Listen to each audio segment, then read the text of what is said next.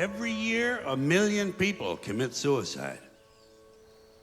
1 million. That's 2,800 a day. That's one every 30 seconds.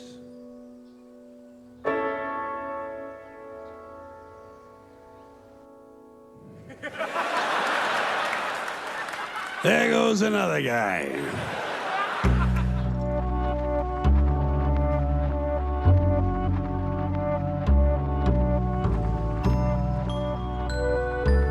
Does anyone have drugs to ease my pain? My kingdom for a quaalude.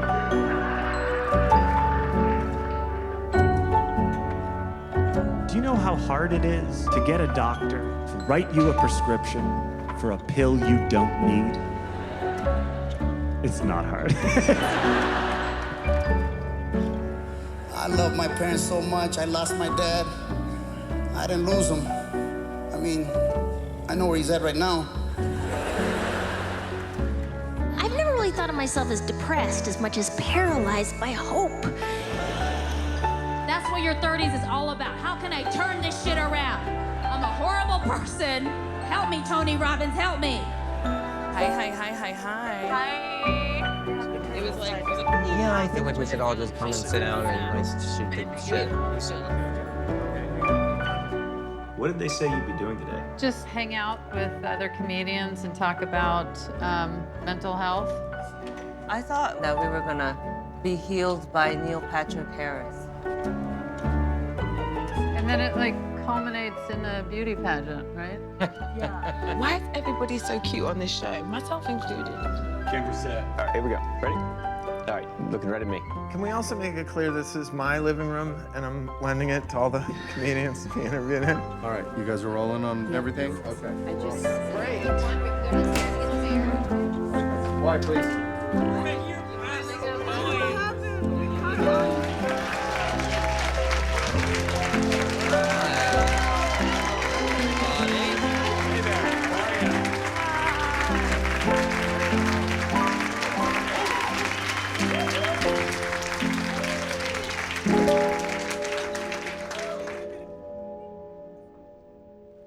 Okay, who wants to start?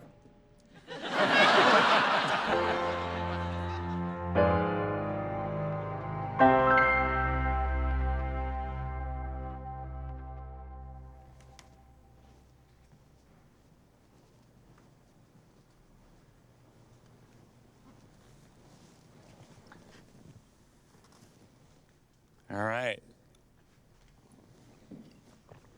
Here we go.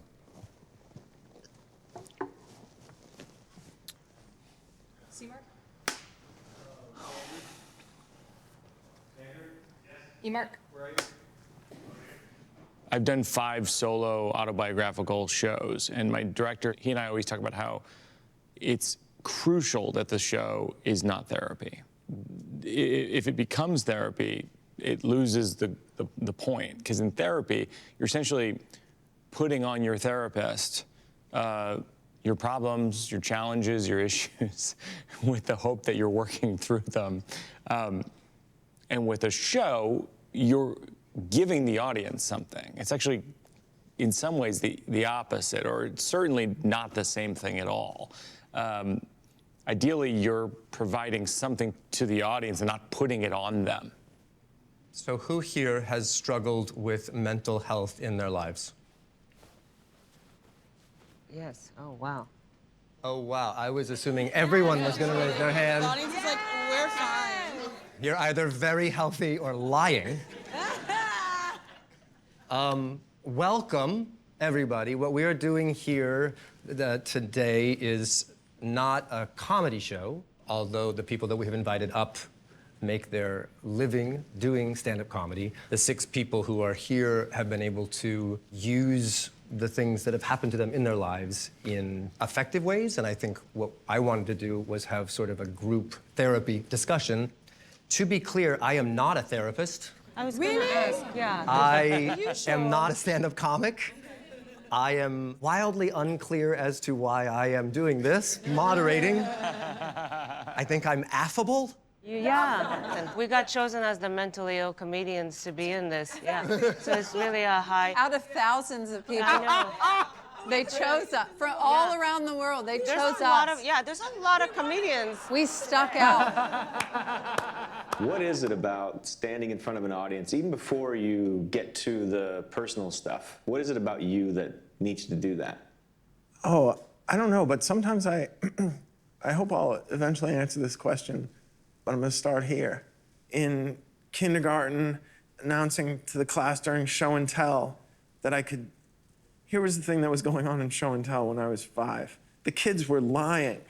And so when it became clear that you weren't being punished for lying, I was like, well, fuck this, I'm going for it.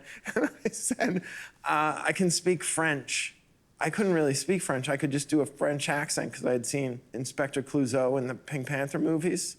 Growing up, my mom would take me to the movie theater, and we were poor, so that was like our air conditioning for a summer day. So I got up in front of the kindergarten kids and my teacher, and I said, pardon me, monsieur, do you have a license for your monkey? And then everyone laughed. And I thought, oh, I'll do everything I need to make this happen again and again. When was the first time you thought you were funny? I was never the class clown at school. I know some people were, but in my town, I grew up in Massachusetts, like Gary, the class clown was the mean guy. Walks in the room and is like, you're fat, you're gay, I'm out of here. You know, I was always a little fat and a little gay. Like, I never got along with that guy. Like, I wasn't class clown. The first time I remember getting attention was I was like probably 5. I remember I actually pulled my pants on and just shat in our backyard.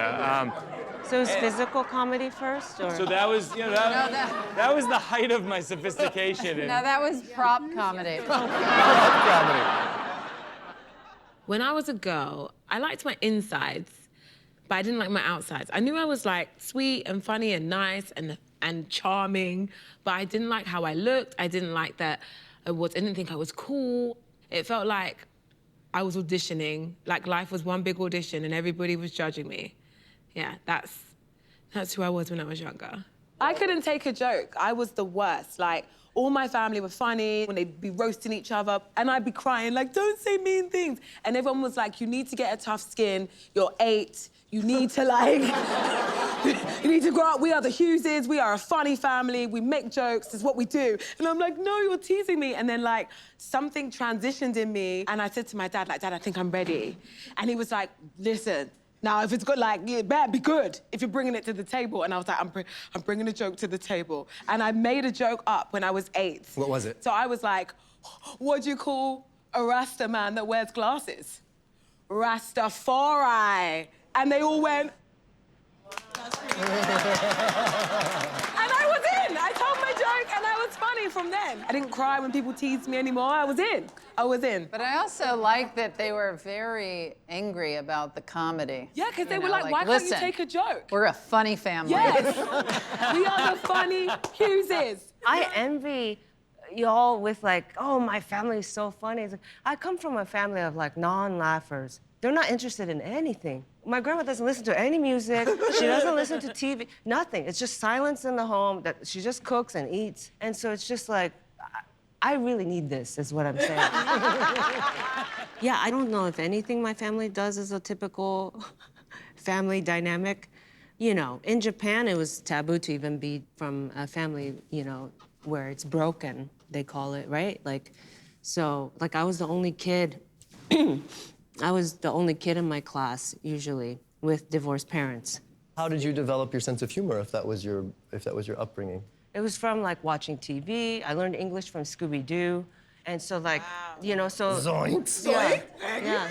So I was, like, an outcast. Yeah. They were like, what? But why does she talk like that? that's probably how you developed your sense of humor, was because everybody's just, like, cooking and... Yes. Yeah, and then so I was like, is this deadpan comedy? They was like, eat, right?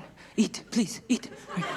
Did you eat? No? Eat, please, eat, eat, eat, eat, eat, eat, eat, eat, eat, eat, eat. Did you eat? No, no, I didn't think so. Eat, please, eat, now, eat, eat. Did you eat? No, please, eat. I cook, eat, now, please, eat, eat, eat, eat. Did you eat? No, please, eat, eat, eat, eat, eat, eat, eat. Did you eat? No, I didn't think so. I cook, now, eat, please, eat, eat, eat, eat, eat, eat.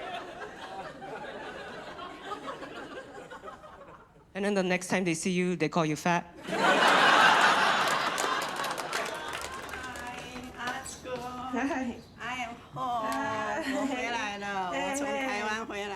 There's confusion and frustration and a lot of sadness. I was very sad.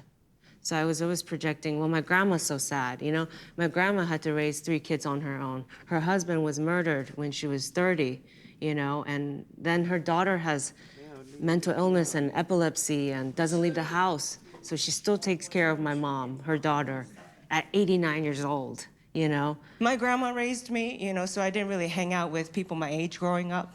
You know, people are always like, Asuka, what's wrong with you? Someone 50 years older than me taught me how to socialize, okay? I think that's the core of my comedy, is wanting other people to feel seen, to build that camaraderie so that nobody feels isolated, like I have ever felt, you know? So sweet. Can I do it? Okay. 2 camera marks. Apples and bananas. Make sure you just make it seem natural. Oh, I forgot we're doing a documentary.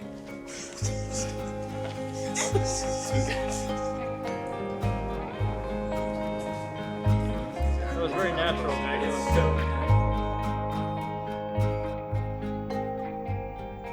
I've never been a part of any group therapy type situation. Have you done group therapy? No, I haven't. Certainly not with Neil Patrick Harris. And what is his role? He's a psychologist. He's a medical doctor. I'm having a hot flash. Yeah.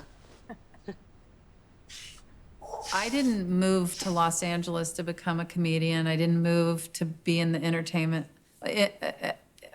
My 2 good friends that I grew up with were headed out to LA. I was like, well, I guess I'm moving to LA. In high school, I was voted least likely.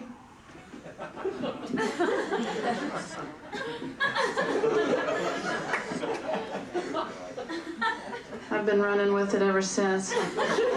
And I was just very much the failure in school, and I failed 3 grades, dropped out of high school. My mother, she was always just wanting to make sure that I knew the most important thing in life was to be happy. Even down to dropping out of high school. My mother would brag to people. She was like, yeah, Tig dropped out, you know? She's doing her own thing.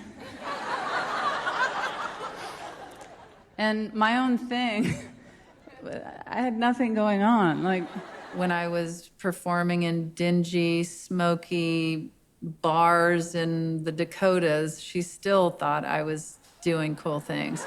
Do you work here? Can you hold this? I loved that my mother was into it. So I've never had this, you know, I'll show everyone back in my hometown, or the people I grew up with, or my parents, or my mother. I just have never felt that way at all. My parents just thought, you're crazy, like, just be a normal person. My mom just wanted me to have kids, just have kids. You know those pushy parents that you see in TV shows, stage moms? I wish I had a stage mom. I had a normal mom, normal dad, just didn't think that, like, anything would happen with my career. So I was like, I've got to take my career into my own hands. My parents didn't really do that either. Yeah. Like, there was nothing I could do that would, like, elicit like a reaction to be like, I'm so proud or whatever, especially my dad. My dad was an engineer at AT&T, which is like, I don't know, science.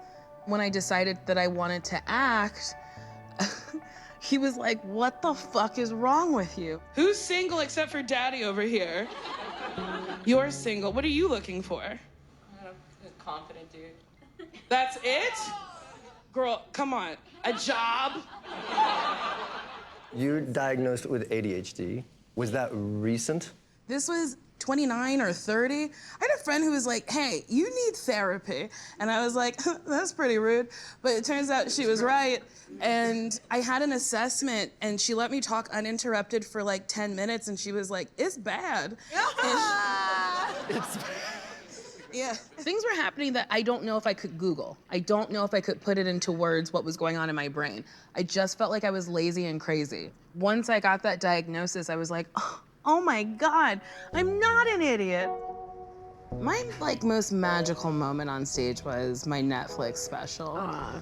Did you have a monitor with your set list on it? No. I wish.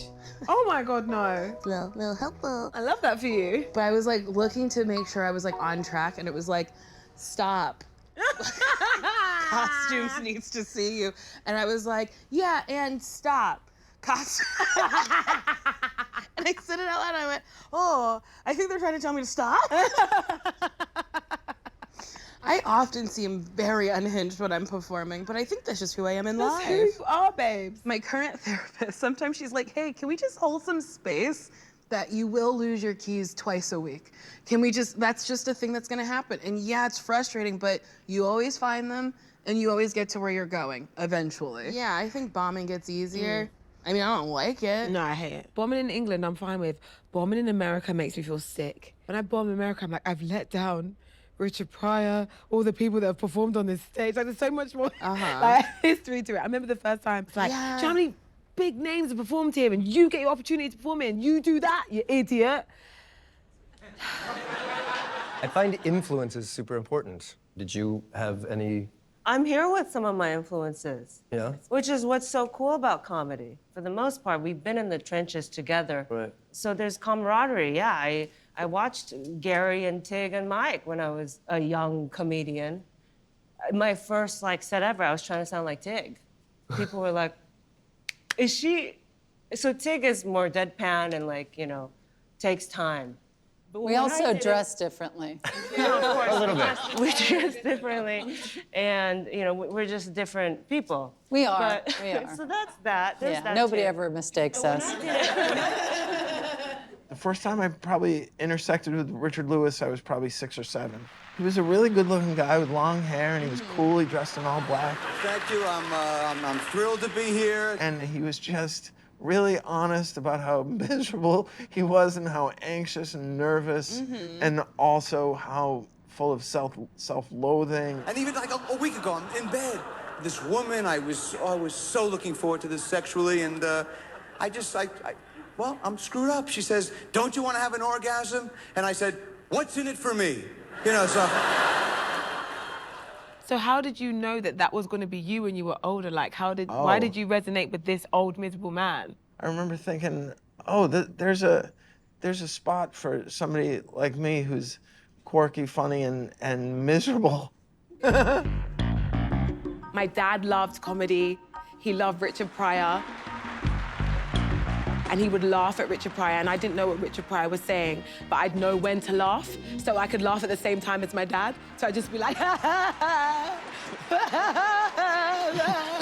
discovered masturbating by accident. I'm not lying, I was about 10, I was in the tub.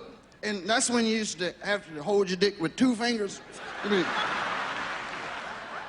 said, hey. I'm on to something here.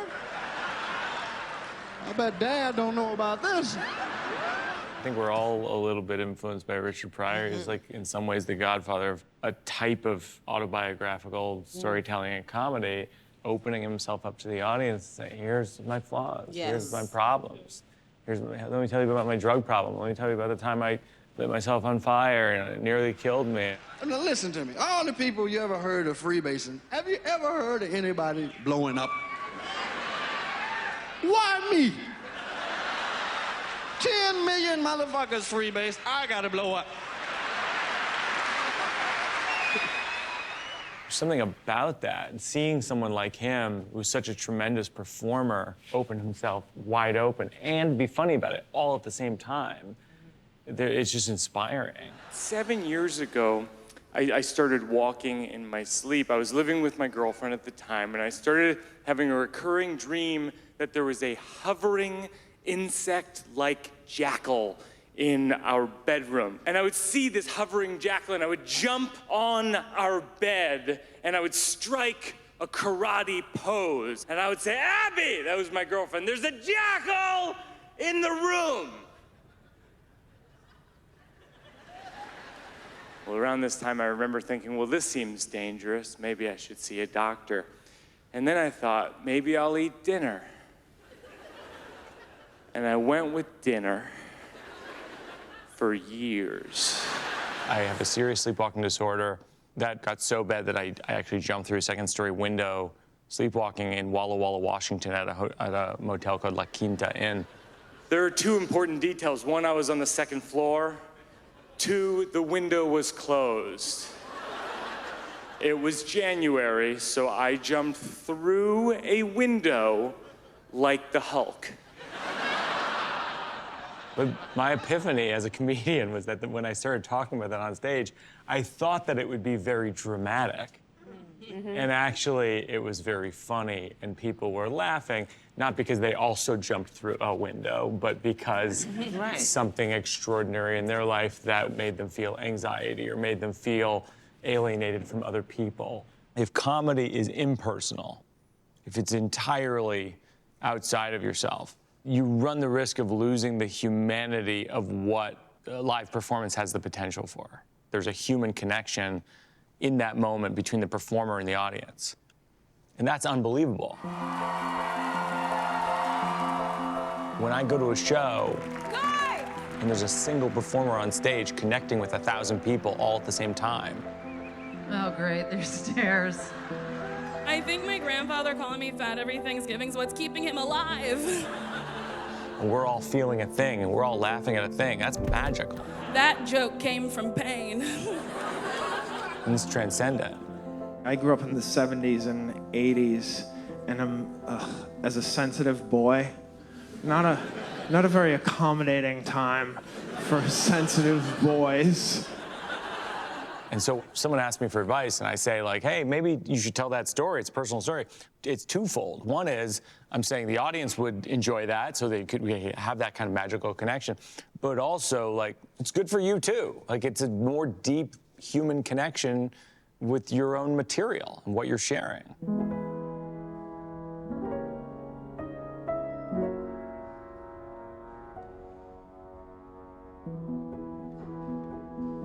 I love therapy. I go to therapy, couples therapy. My husband goes to therapy. My mother, I pay for her therapy. My brother. I'm big into the idea that talking about stuff provides solutions. Well, that's the thing, is you can find yourself in anybody's story. Yeah. I had advice from a really good therapist who I didn't want to tell anybody about anything about my life. And he said, if you're an open book, nobody will have anything on you. There's another famous phrase is you're only as sick as your secrets. Yeah. Said by the very wise Oprah. Oh, is that Oprah? She's Oprah said that? She is so wise. Oprah. So Oprah is wise. But she might have gotten that from a guest, but I know I got it. I know I got it. I know I got it through Oprah, so it's all under the Oprah umbrella. Wait a minute. Does Oprah get credit for everything that gets said? She also wrote a lot of the Beatles catalog. She did. Also, all of you have doctors? Is what I'm realizing. Wait a second. You don't see a therapist or have a... Oh, yeah, I haven't had a therapist in years. I'm raw dogging it right now. This is Wow. This is my true, authentic self, unfiltered. It's almost like I woke up one day and everyone was like, we have a therapist. We signed up without you. And I'm like, you have a, for how long? They're like, oh, we've all been seeing a therapist. I was like, was there a Groupon or a discount that I missed? And everyone... You think there will be a time? I don't want to talk about it so much because I haven't felt like I'm ready or that I would have... I feel like, yeah. Does anyone else have diagnosed medical conditions? Yeah, I mean, I have a major depressive disorder and anxiety. Yeah, I take medicine and that changed my life, of course, yeah. What are the valleys like? I say that because I think stand-up seems wrought with so much insecurity because you're writing your own material. You're literally putting yourself and your stories out to other people to judge them night after night, show after show. And it seems like if depression is an issue, that it would be a challenging career. I mean, it is a challenging career, but it's also a career that allows you to go to work at 9 p.m. Yes. And wear what you wore all day. And they don't require you to shower or anything like that, or put on ironed clothes. At 17 years old, in 1988, I was 6'6" and 255 pounds. I had built a very convincing man costume. I was bigger and faster and stronger than everybody, so I did very well in high school. And then I got to college, and everybody was the Gary Gulman of their high school, and it was just, I was overwhelmed. And I was like, but this is all I have, all I am. And about 3 weeks into it, I had this breakdown. I didn't know that I was being seen as this great potential, which is, I think it's a quote from Socrates or somebody who said, those the gods wish to destroy, they first call promising. I was athletic, I'll own that, but then we put on football helmets and pads, and I go out there, and these guys just kick my ass for 3 weeks. Guys bigger than me, but also guys just smaller and faster and tougher than me. I dropped a ball in the end zone, and I went home on a Friday night and slept through Saturday afternoon, stayed in my room on Sunday. I'd put my self-esteem into how I was on a football field, and my brother was really helpful. He said, you need to go to the trainer on Sunday and tell him that you're suffering. I don't know where you cry.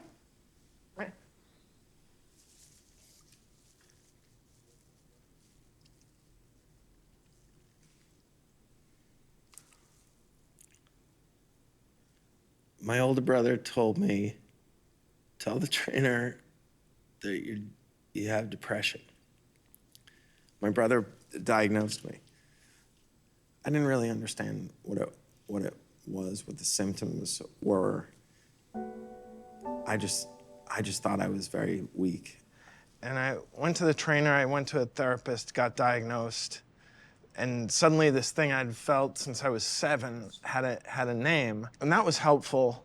But then it wasn't until like 6 months in, they put me on a medication, and I remember when it kicked in, I remember like, oh, this is how everyone else feels all the time. Huge. Yeah.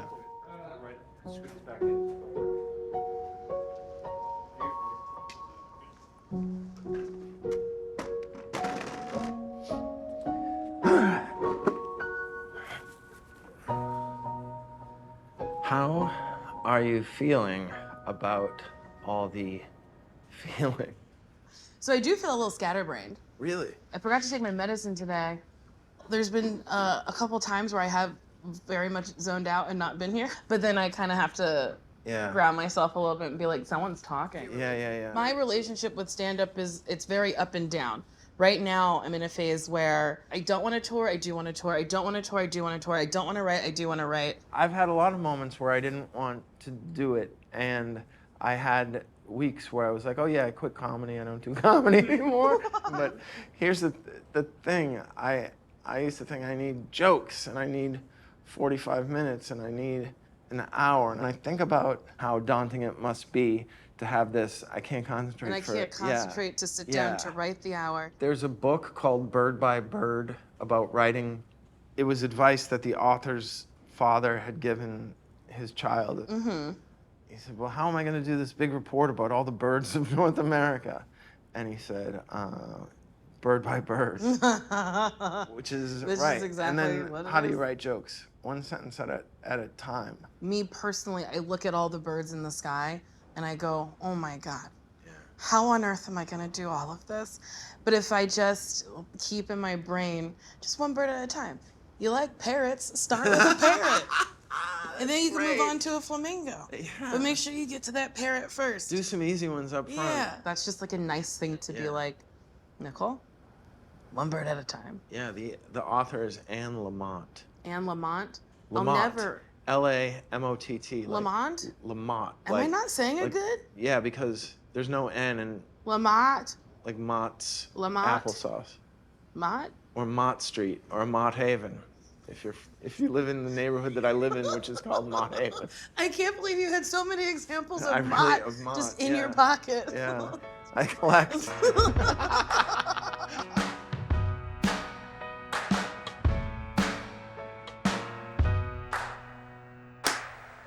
When I was starting out in the early 2000s, just like in New York clubs, it was tough. People would be so mean to me, like merciless, because I was young 20s. Mitch Hedberg was the first person who was someone who I really admired and asked me to open for him on a whole bunch of dates. Whenever I walk, people try to hand me out flyers. And when someone tries to hand me out a flyer, it's kind of like they're saying, here, you throw this away. I'd ask him all kinds of questions. And, when you're the opening act, you pick up the headliner sometimes and bring them to the club. Like, that's part of the gig, I guess. Yeah. I just couldn't believe it. It's literally there's moments in my comedy career where things like that, where I'm like, this is the best thing I've ever done by far. I actually have a habit of making awkward situations even more awkward. Like, I was moving a new bed into my apartment recently, and this woman who lived in the building opened the front door for me with her key, and she goes, I'm not worried because a rapist wouldn't have a bed like that.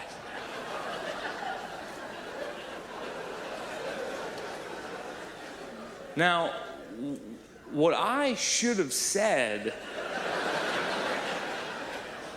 was nothing. What I did say was, you'd be surprised.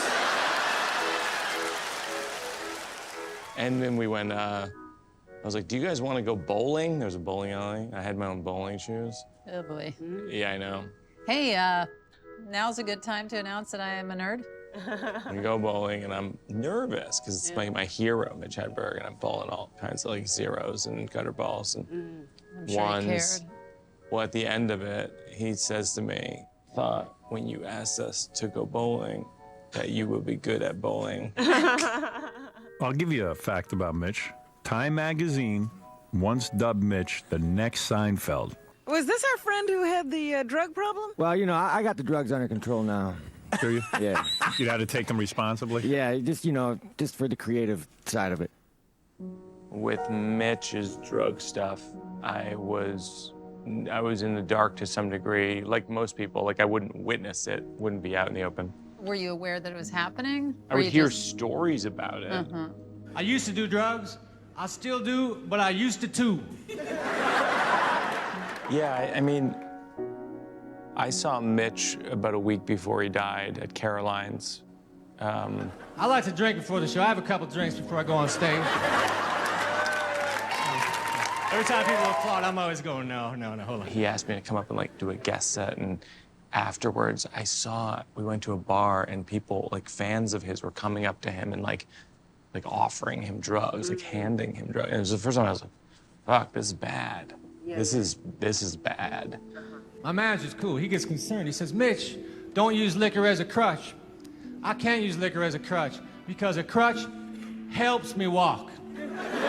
In relation to substance issues, I think like everyone in his life, I struggled with what could we have done differently, and Alcoholism is a disease, but it's the only disease that you can get yelled at for having.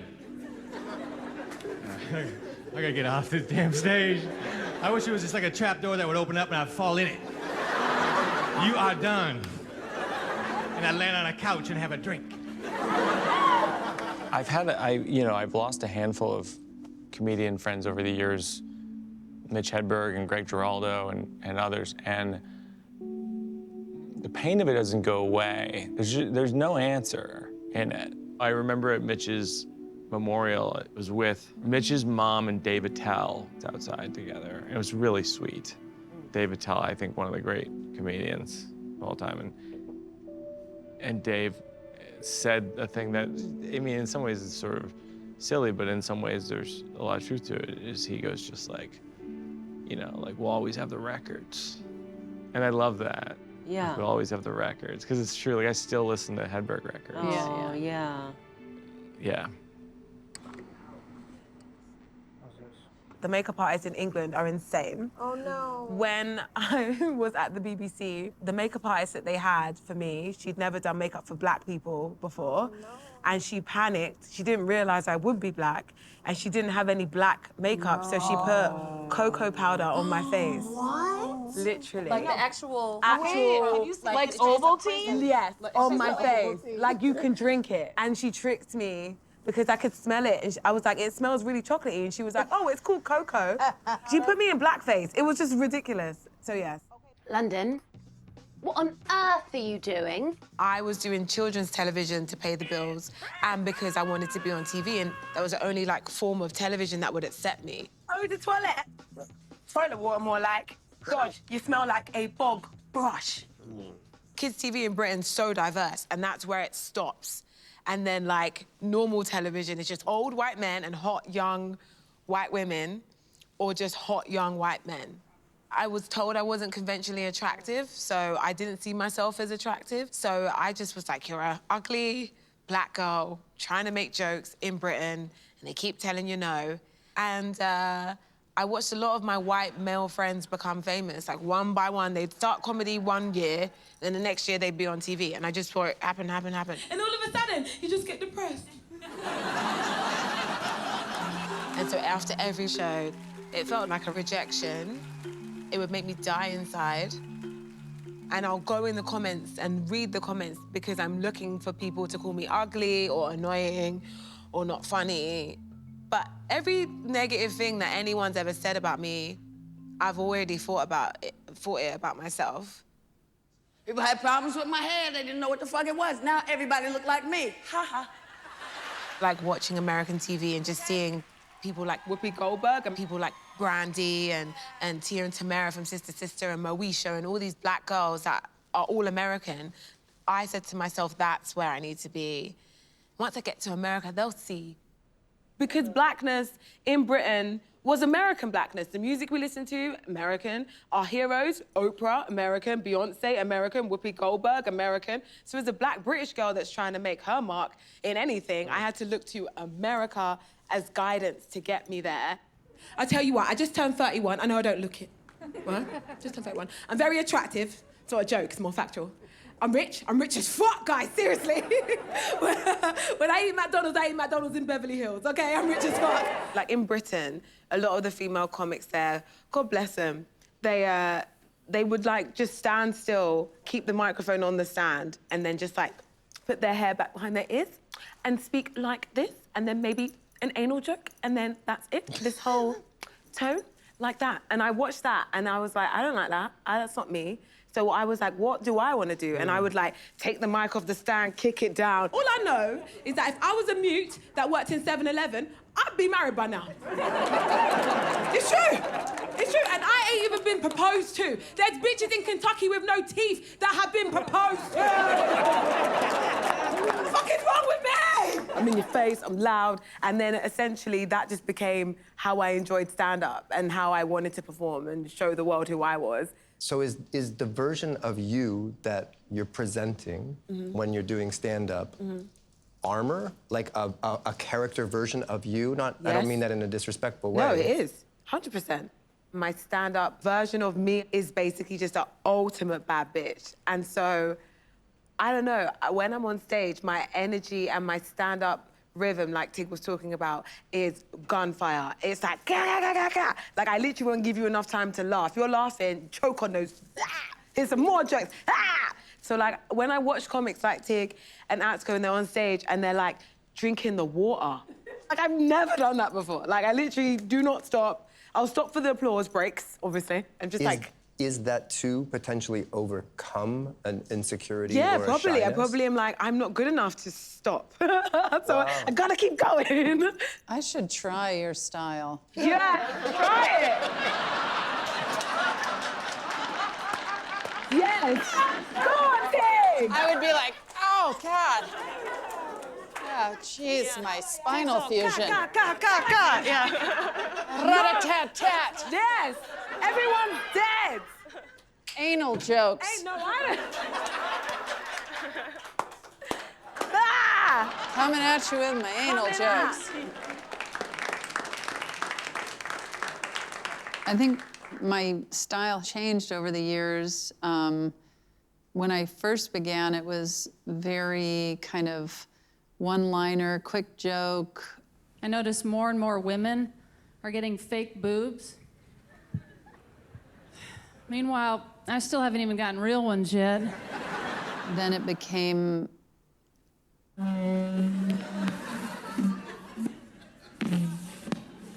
I went on Conan once and pushed a stool around.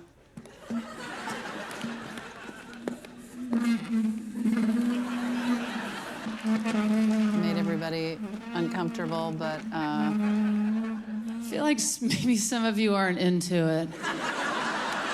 got some laughs. But yeah, I kind of allowed myself to do whatever I felt most comfortable doing at that time. And then that's also what ended up happening in 2012. Can you talk a little bit about the circumstances leading up to that? Well, in a 4-month period of time in 2012, I had pneumonia.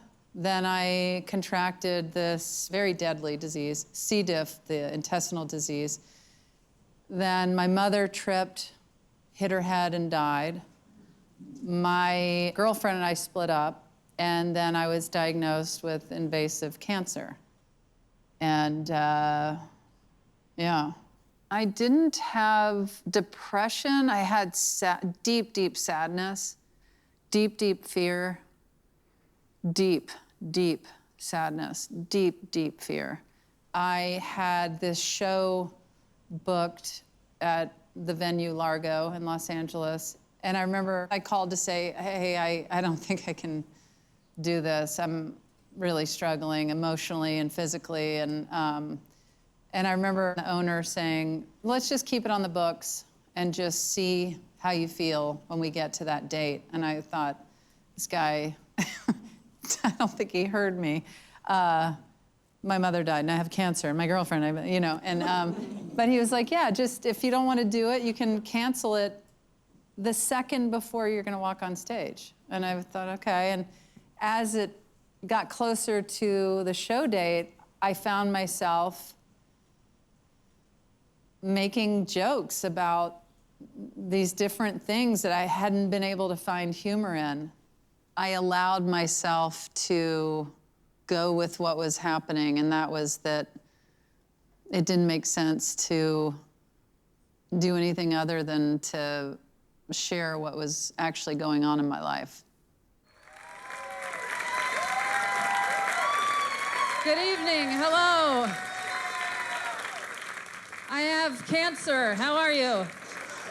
Is everybody having a good time? Diagnosed with cancer. It's okay. It's okay. It's gonna be okay. It might not be okay, but I'm just saying. You're gonna be okay. After my mother died, the hospital sent this questionnaire asking how her stay at the hospital went. And when I first got that in the mail, I was outraged. Whereas that night I walked on stage, I talked about it, and I answered the entire questionnaire. Number 1, during this hospital stay, did nurses explain things in a way you could understand? I mean, considering you had 0 brain activity. Number 4, suggestions for improvements, such as, should we stop sending questionnaires to dead people? There was nervous laughter, there was hysterical laughter, people were stunned, people were confused. I really felt like I was stepping off of a ledge and suddenly I could fly. Even if I was maybe gonna crash and burn, it was very freeing to share these personal aspects.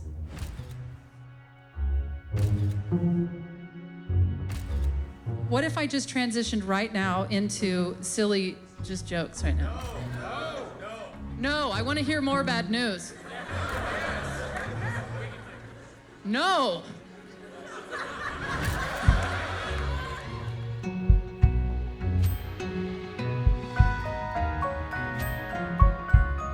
This is fucking amazing.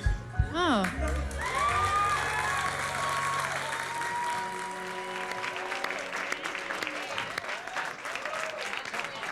On that note, let's take like a 5-minute break. Let's take a break. Do we leave the room?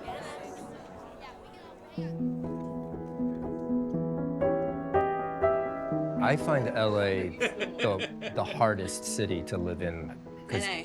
it's a Right. very industry-centric town where everyone at their level is annoyed seemingly that they're not at the next level. Yes. Thank you. We got invited to the Vanity Fair party after the Oscars. Like, we made it. We're at the fucking Vanity Fair party. And we walk in, we do the whole thing, and then we're like looking and there's like a velvet roped area in the, and we're like, what? Who's in? And they're like, oh no, that's So then the next year, we got invited back and we're like, can we get into, we know there's like a velvet ropey kind of area. That would be, could we go in that? So we did. And we get into the velvet rope area and we're sitting there, and we're hanging out with a couple people. Maybe Bryan Cranston was there, it was super fun. And then everyone starts leaving. And we're like, oh, where are you going? Oh, we're going to Madonna's thing. And we're like, Another velvet huh, rope. literally. And then you go to Madonna's, and there's a group of people that get to go like downstairs to where Madonna is at Madonna's party. So that was LA to me. It was like no matter the cool spot you got, it felt like there was another level. And the thing is, you would have been fine if you hadn't seen that velvet rope. You would have had a great time. You would have had the best time. I'm watching Britney Spears dance. Dance? She's just, she always just dances semi-naked in her house. Oh, yes. I remember being 12, knowing that Britney Spears made it on the Mickey Mouse Club when she was 12, and I hadn't made it, and I wasn't on the Mickey Mouse Club or Barney. I remember just feeling like I missed my chance of past my prime, and that was me at 12. So, me at 34. It's no surprise that I'm blonde right now. I remember wanting to be a white girl so badly because I thought as a kid that being white was seen as beautiful. Richard, I don't want to be obsessed with race, but this is a different angle I've really never heard anybody discuss. Can white writers write for you? You know what I mean? If they write for the human being in me, yes. If they if they try to write for some idea they have of what I would be as a black person, they usually cannot do that. Most of the shows that we have on British TV that include black people were written or created by white people. And for me, because I was in the industry and I wasn't like that, I wasn't like black enough for the white people, then also I'm black, so I was too black for the white people as well. Earlier in my career, I'd be steered in a direction to sound a certain type of way. What would be a case of somebody trying to sound black? Could you give an example? I know they don't mean any harm, but they don't realize how ignorant it is when they're trying to have that black voice that some whites try to do that they really don't do well. Like, why you jive turkey? Yeah. I did a commercial. It was one of the only commercials I've ever booked. I play a fairy in it. And at the audition, the casting director was like, be as black as you can be. And if you go too black, I'll bring you back. And in the room, I was like, how is she gonna bring me back? 1, 2, what is too black? Was she black? You know she wasn't. You know. Wow. It was a thin white woman who was like, I want you to say things that your people say, like call the little boy son and say sister, and she wanted neck movements for a fairy. To be like, I grant your wish. And the comic in you could probably know that is it material Oh potentially? yeah, I ended up writing a sketch about it called Be Blacker. Hey, Nicole, I need you to be blacker. Do you understand what I mean when I say black girl? No, I'm sorry, I don't. Do you know how to be sassy? Yes, let me see. Yeah, sassy, that's great, sassy. I want you to take that, go right into it. I love that, sass it Okay, up. sassy. Still rolling, go ahead. LaShawanda, did you get those clams I asked for? Ooh, child, I got them clams. I got everything on that list you gave me. Okay, have you heard of Medea? It doesn't feel good when someone's like, the black you are is not the black I want. I want you to pretend to be this other type of black that I only know from TV or whatever. And it wasn't only that, I'm like also fat and I had to be in a harness and hoisted to the sky. And the first thing the stunt guy said was, we tested this on the biggest man we could find. You're bigger, but we tested. And I was like, so I'm like a parody of a black person. I might die. I'm the biggest thing there. People are like staring at me. It was wild. The whole thing was wild. Wow.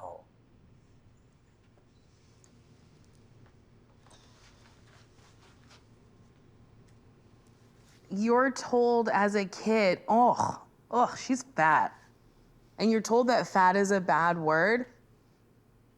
In my early 20s, I worked at a clothing store called Lame Bryant. I called it Lame Giant. Nobody thought it was funny. And I would wear like really skin tight clothing. And my manager, she looked just like Shrek. Her name was Judith. Please leave her name in. And she would like yell at me, reprimand me. She would be like, you can't wear tight clothing. And in my brain, I was like, what? So am I lying to the other fat people about being fat? That's insane. I just had like an epiphany where I was like, I don't give a shit. I'm just gonna wear what like I feel comfortable in. And then I started wearing bikinis out in public. And then I was like, people do stare, but I was like, that means my body is really powerful. So, I tell a lot of fat jokes, and there's always someone in the audience who's like, Nicole, you're not fat, girl, no. You're beautiful. Bitch, I know. Look at this. Thank you. It's nice to like pull from something where you're like, oh, that didn't feel great and turn it into something great. You'll talk about anything on stage. For the most part, yeah. I don't know, more- I just feel like everyone kind of goes through shit. So like, why not talk about it? Because there's somebody in the audience that's gone through it or identifies with it. Nice. After my mother passed away, I was diagnosed with bilateral breast cancer, but I have not told anybody yet. You're the first people to find out. Wow, that's a very cold response.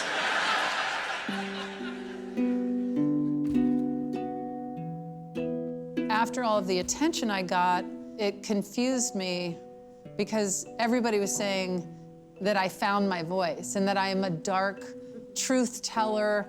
And I was thinking, yeah, I guess that's what I am. And Before my surgery, I was already relatively flat-chested. And I made so many jokes over the years about how small my boobs were that I started to think that maybe my boobs overheard me. And we're just like, you know what? We're sick of this. Let's kill her. But I was really lost, you know? I was still swirling from so much. I was trying to have a child. Even before Stephanie and I got together, and I kept it a secret from her because I didn't want to freak her out in the beginning of our relationship. To be falling in love and say, oh, by the way, I'm also injecting myself on the side of the road with hormones to try and have a child by myself. Want to go out? Once I revealed it to her, I couldn't believe that she was all in. She was like, I don't want you hiding that from me. I want to be a part of that. And I could not believe she was saying that. Then we started to do that together as a couple. I was the subject of a documentary film called Tig. The producers and directors wanted me to get the results of my pregnancy test on camera. I know if the news that he's in there, if that is the news, I don't think it would be possible to have another bad day while I'm alive. Because of my health, it was questionable whether or not I should be even trying to do this hormone treatment to have, it was really a lot. Oh my gosh. There's the doctor. Oh boy. And then I got the news on camera. Hello? Hi, so I got the results of the blood test, and unfortunately I don't have good news for you. Uh-huh. The results came back as less than 2 for a pregnancy test, and that means it's negative. It's so wild to think about now because there really wasn't an ounce of my being that thought that it wasn't going to happen. I was so convinced. It was devastating. And there I was with cameras on me. I really wanted privacy at that moment.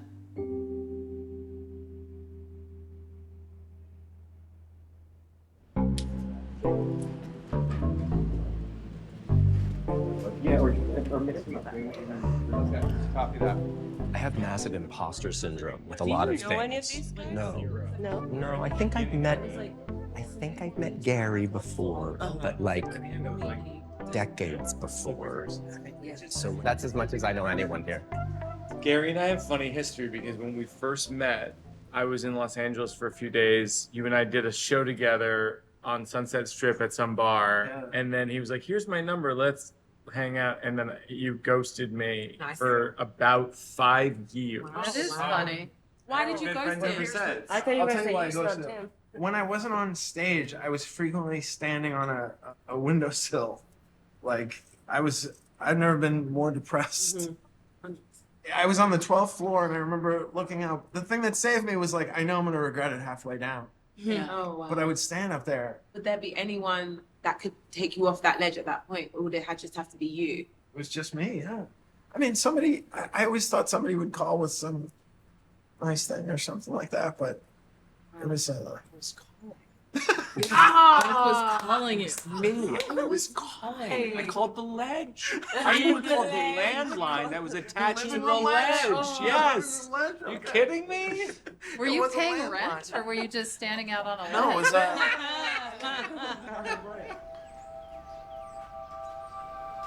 Since I've been 7 years old, I couldn't imagine an ending for my life that wasn't self-inflicted. How fresh is that thought now? Oh my gosh. Do you have those When was the last time I had that thought? Sure. Probably October of 2017. The best 2017 was Chris Pine.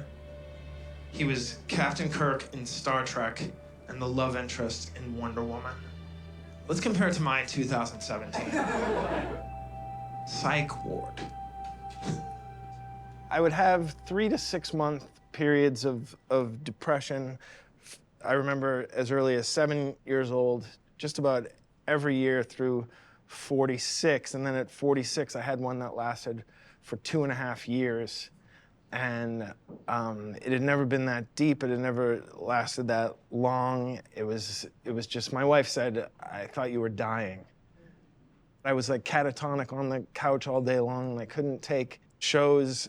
And that was the one thing I was always able to do through my, at that point, 24-year career, was pull myself together for an hour or so each night and work. And then I couldn't even do that. Excruciating. This is like a cosmic bottom. This I'd been offered to come into the hospital for 2 years, and I've fought it because of every reason why people are afraid of hospitals. The movies and television tell you that the psych ward is dangerous and it'll make you worse, and that it's unclean. And I checked myself in, and it was ordinary. Other than you have to give up your shoelaces and wear socks with treads on them, it's very ordinary. And I got recognized by another patient from television. And he said, I won't tell anybody, and I don't want to embarrass you, but am I crazy or are you Gary Goldman? And I said, oh, you're crazy.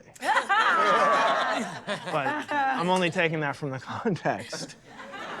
My psychiatrist is an advocate for and an expert in something called electroconvulsive therapy, which used to be called electroshock therapy, but they felt electroshock was not quite horrifying enough. They said, yes, electroshock is disturbing, but I feel like we're soft-selling the convulsions. I had only seen that in One Flew Over the Cuckoo's Nest, and it scared the shit out of me. But I'm grateful that I can talk about it from the other side and make people less afraid of those treatments, because they're not. It's the gold standard, and especially for treatment-resistant depression. What I'm trying to say is I've tried everything up to then, every medication, Pamelor, and then Prozac, Celexa, Effexor, Zyprexa. I think my doctor just said, let's try drugs that rhyme. And it was that I think rewired or defragged, or however you want to put it, to my brain, got out the grooves that it was in, and it saved my life. And so I'm, well, thank you. And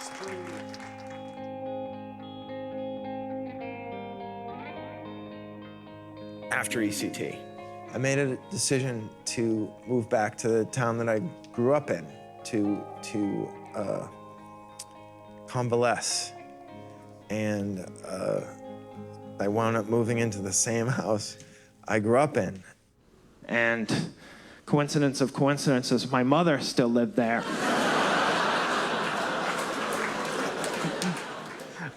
But you were 46 years old. yeah. Yeah, and here's the other thing. I find it easier to tell people that I had received a dozen inpatient electroconvulsive therapy sessions than at 46 years old I had moved back in with my mother.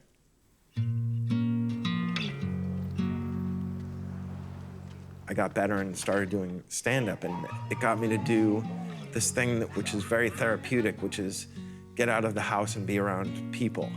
And I happen to be welcome at a comedy club in Harvard Square called the Comedy Studio to try out jokes about mental illness. It was the ideal place because I felt loved there, and I could fail and I could do well, and that permission to fail was essential.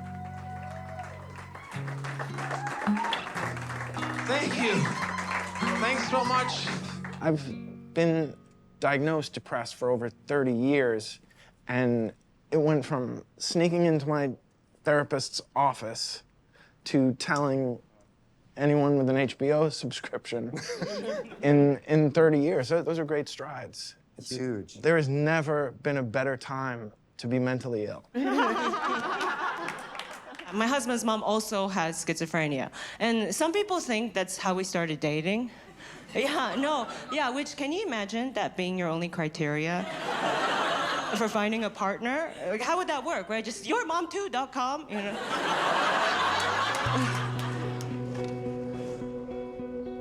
I didn't really mention that my mom has like mental illness or anything with friendships or relationships at all. It just happened to be that on a night I'm just hanging out with someone I like, and we're, you know, about to get intimate, you know, for the first time. He gets a call from his mom. And I was talking to my mom before we were about to, you know, do it. Yeah. Ryan told me first that his mom has schizophrenia. And then I revealed that my mom too. That is so wild. It was weird where I was like, I feel like I'm in a movie. Yeah. And she doesn't even know you're talking about it? She knows I talk about a lot. I say, Mom, I'm an open book on stage. Yeah. I talk about our family. I talk about a lot of stuff. Yeah. But just know people, they never judge us for it. Yeah. They share their stories with me afterwards, too. Yeah. So they don't feel like they're freaks. Yeah, yeah. And so we're not freaks either. I kind of tell her that. And then, you know. And schizophrenia is hard to talk about in comedy, you know, because people are afraid of it and it's so stigmatized. And I don't think it helps that it has such a scary sounding name, you know? No, it doesn't. Yeah, it doesn't help. Yeah, I truly wish schizophrenia had a more approachable name, you know, something like Splash Mountain, you know? But that's fun. I love that ride, right? In fact, what if all mental illnesses were just named after rides at Disneyland?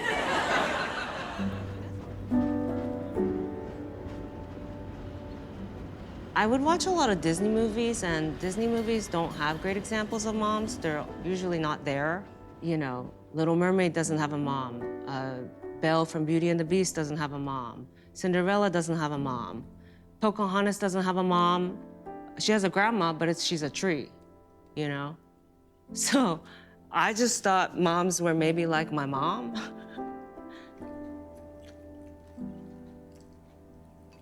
I don't know what mental illness is when I'm a kid. We didn't talk about that, you know. And you've never had a therapist? I've had therapists before, and I thought, well, you know, I came to you to figure out how to break up with my boyfriend, and we achieved that goal, you know, so, I man. have a therapist. Yeah? You don't? I do. I've gone for like 20 years, I think. Right, yeah. Since we've known each other. Yeah, Is it 25. because of our relationship? Yeah. Yeah. 20-some years, same person? Yeah. Yeah. For real. Yeah, that's wild to me. I like it for other people. But you don't like it for you? 讲换药嘛，不然其实这个都会怎么讲，成一种习惯嘛。 I do think therapy is something that you need to want to do. Right, yeah. But it is hard because, and you know, like my mom's not on medication right now because she refuses to go to the psychiatrist. And I'm starting to think, I'm like, and I can't force her. I'm not gonna put her in the car, you know, while she's kicking and screaming, you know. She doesn't leave the house. She's scared of the world. She hasn't bathed in 20 years. She just stays home and she's so scared of the world. And I wonder, sorry, you asking made me realize maybe I don't see a therapist because I feel like a part of me feels like maybe I don't deserve it. And when my mom needs so much help right now, and I'm always like, oh, maybe we could get you a therapist to even talk out some of the traumas that, you know, the voices in your head, you know. Maybe I see a therapist and I go, Mom, look at me. Yeah, honestly, that is helpful. Like, anytime I've had a friend who I'm like, I think you should probably see someone, I tell them about how therapy helps me. And so she's not at all able to function on her own? We're scared to let her, but she has a daydream. That's where she's able to live outside of the confines, you know, of the limitations that life gave her. I have dreams of getting her a cat, though. You can make that come true. But if she gets it and she realizes this is too much, I don't want it, you can send it to our house. Really? That's a bold statement. That's a bold promise. Well, I have 3 cats. Why would a 4th? What if this cat's like evil? You deal with it. No, I'll take you up on it. Yeah. Okay. We ended on a promise. Kitty promise. You know Tig Notaro? That's my other mom. That's my other mom. Hi, Jake. I'm afraid I have some terrible news. Your mother fell last night, and it looks like she's not going to make it. Please give me a call. Rick? During my childhood, I was not terribly close with my stepfather. He had told me that my career was a waste of my time and energy because I think in his mind, it was like you go to school, you go to college, you take all those steps that I was not at all taking. And so it created this deeper rift between the two of us. When my mother died, we were leaving my mother's funeral, he broke down and apologized. I couldn't believe that I was seeing him cry. And then he said this thing that I still am blown away that it came from him. He said, I realize now it's not the child's responsibility to teach the parent who they are. It's the parent's responsibility to learn who their child is. And he said, and I did not do that with you, and I'm so sorry. If I could tell my mother that that happened, I know that she would have said, it doesn't matter when it came, it's just important and good that it did come. We continued to grow closer, and nothing that had happened before mattered anymore to me.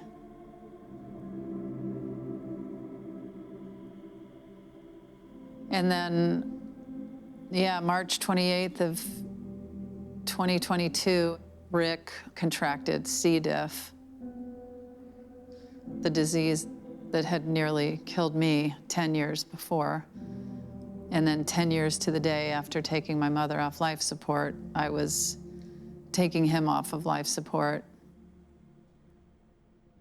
We were all gathered at his gravesite.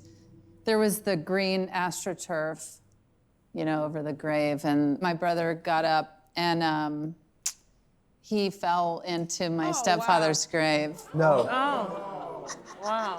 Yeah, yeah.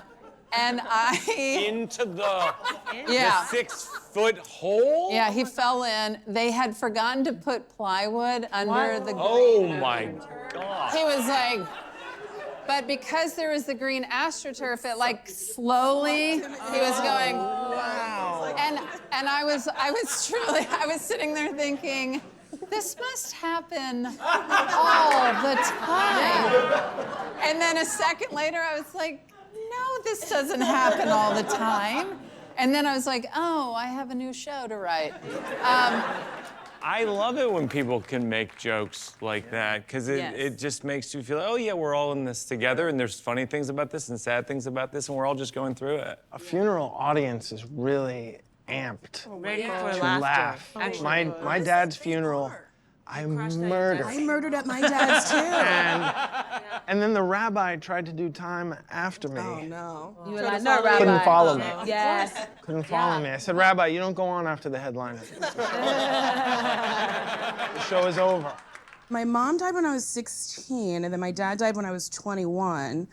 And I guess the way I dealt with it was through humor and stuff. So like, when we were spreading my dad's ashes, we were like fighting over who was gonna do it, and I like snatched it out of my granny's hand. I was like, I'll fucking do it. And as I sprinkled them, the wind picked up and my mouth was open. Oh my God. You ate I ate my daddy! Oh my God.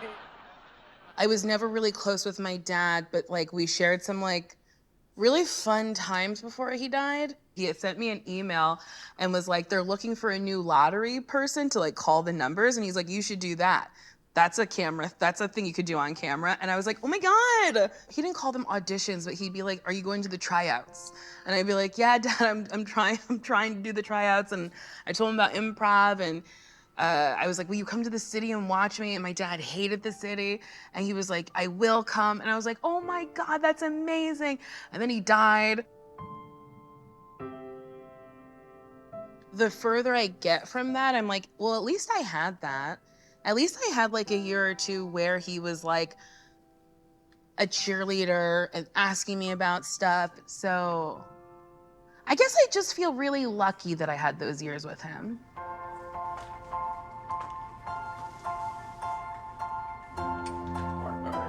The stuff I've been through has certainly been a heavy load. I felt cursed for a while, even though I don't believe in that type of thing. It's hard and easy to say I wouldn't change a thing. And I reconcile that by imagining showing my mother my life. If things hadn't happened the way they did, I wouldn't have my life with Stephanie or with my children. You were saying before that now that you are married and have children, it affects the way that you construct bits and stories. Mm-hmm. Do you think ultimately you land in a better place? Or do you think it impairs your jokes? No, I think it's in a better place because of the bigger picture. I mean, there's always an editing process, and Yeah. it's like, what is your motivation in your edit? And sometimes now it's, I have other people in my life that I have to think about. Do you talk about everything, or is there stuff that you choose not to talk about? Tig and I were talking about this backstage, but like some of it is your wife and child. You do consider like, well, I don't want to hurt their feelings in this way, or that's their story as well. So Yeah. like I wrote this joke about how Jenny and I went to our daughter's ballet recital, and Jenny and I are crying and crying because she doesn't have it, you know. Well, because I'm in the business, I know. You know, you have a sense. You're in the ballet business. Yeah, exactly. Oh, of course, no, I was crying because it was so good, and then I'm hugging Una afterwards, and I go, you were fantastic, and she said, and it's true, she goes, Dad, you would say I was fantastic even if I wasn't fantastic. And I had to say, that's a really good point, and you're right. I just did a matinee show, and my kids saw me perform for the first time. Oh, wow. And it was really interesting because I did not consider that my son Max was going to heckle me. And so Amazing. I'm doing my show. I'm doing my show, and my son Max, he goes, "No, she didn't." Wow. That's so good.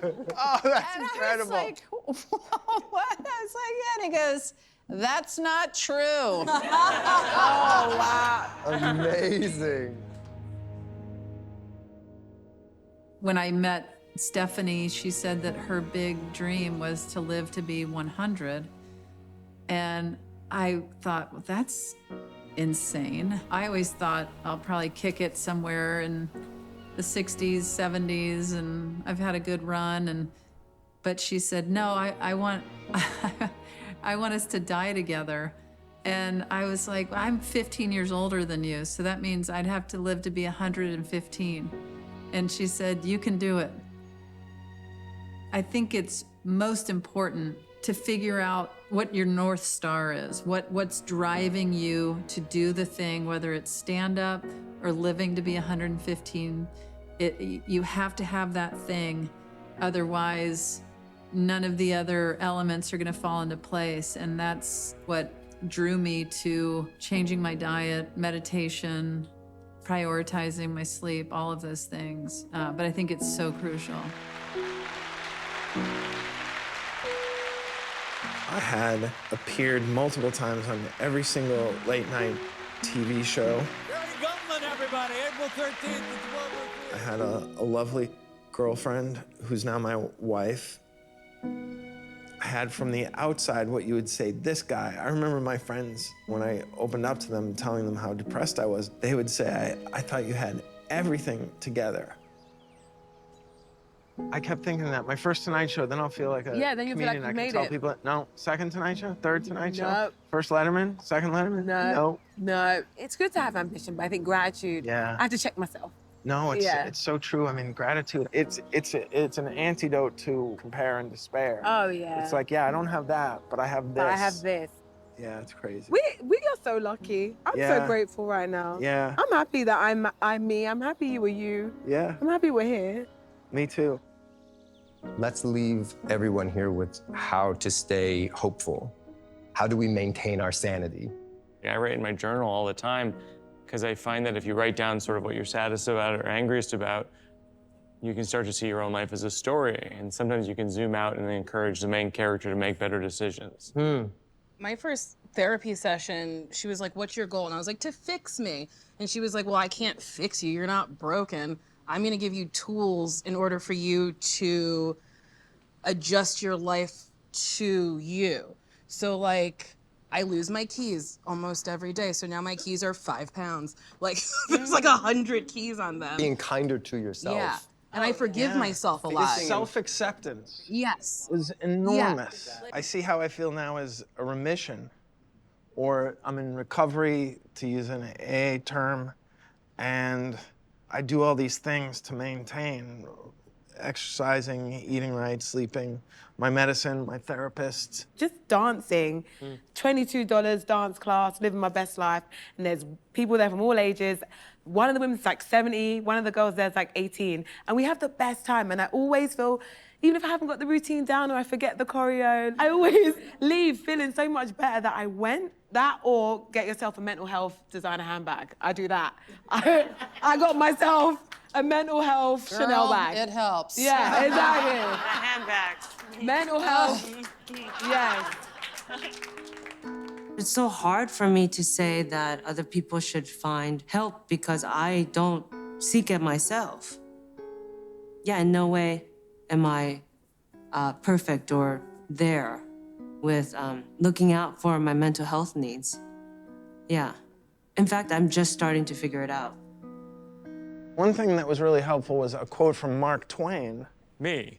Well, from Oprah, From Oprah. from Maya Angelou. And my therapist famously said, I prefer Samuel Clemens. Samuel Langhorne Clemens. Yes. Yes. What was his quote? If you want to cheer yourself up, cheer somebody else up. Yes. Yes. And Kurt Vonnegut's son, Dr. Mark Vonnegut, has this great thing. He says, the meaning of life is to help each other through this, whatever it is. Yeah. Well said. I don't have a single original thought, by the way. Yes, yeah, no, this is what I'm learning about you. I love this. But at least I cite my references, which is ethical. No, of course, of course. well, and as Ram Dass said, Yeah. regardless of where anybody is in life, we're all walking each other home. Wow. And I love that so much. And it ties into taking care of each other. There's another quote that was like, have you ever heard the glass is already broken? Who said that one? Who said that Yeah. one? I don't, it's Mark Oprah. Twain. Yeah. Walk other people home. I'm trying to summarize. Let's summarize. Well, yeah. In summary. Treat yourself, walk other people home, share yourselves. Go to the side. Share. Misquote Oprah. Misquote Oprah. And you're not alone. Yes.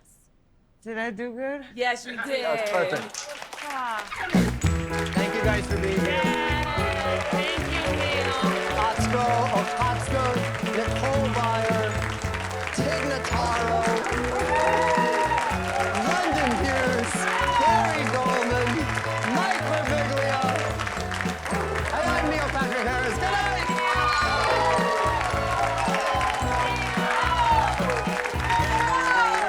Group therapy hug.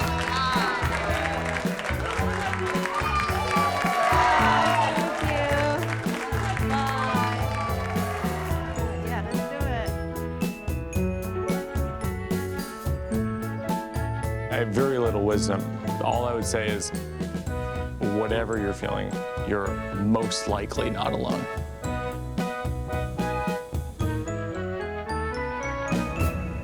Most likely is allowing for pedophilia, that just in case anyone's wondering.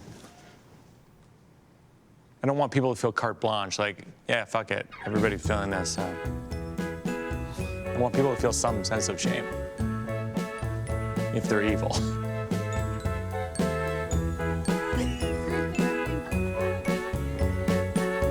Some days it's hard to get out of bed, and people say, why is it hard to get out of bed? And I think I know why. This is my theory. The thing they don't tell you about life when you're growing up is this. Life,